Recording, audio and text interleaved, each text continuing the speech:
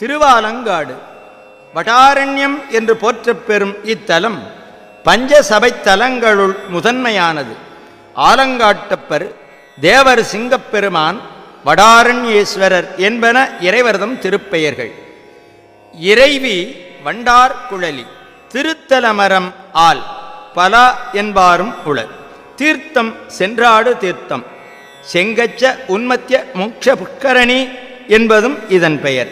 முக்தி தீர்த்தம் என்பாரும் உளர். ஆலங்காட்டு காளியம்மை மூர்த்தியையே முதலில் தரிசித்தல் மரபு.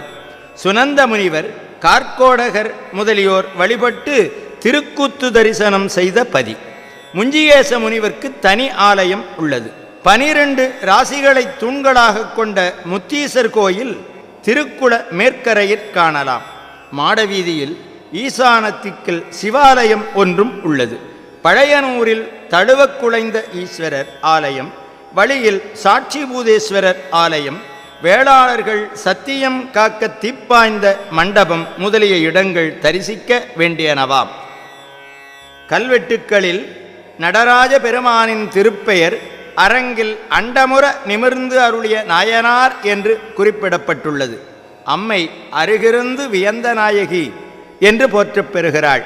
சமிசீனாம்பிகை என்பாரும் உளர். காரைக்கால் அம்மையார் திருவடி நீழலில் இருந்து கீதம் முன்பாடும் அம்மையாக காட்சி தருகிறார். 3 தேவார திருப்பதிகங்களும் பெற்றபதி.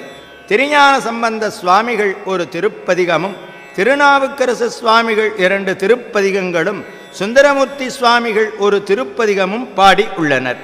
வடிவுள ஆலங்காட்டில் முதிரு நடம் ஆடும் குத்தரி என்று போற்றுகிறார் அருணகிரியார். இறைவனை ஆடல் கண்டருளிய அணங்கு சூருடை கானக முகந்த காளி என்ற தொடர் சிலப்பதிகாரத்திற்காணலாம்.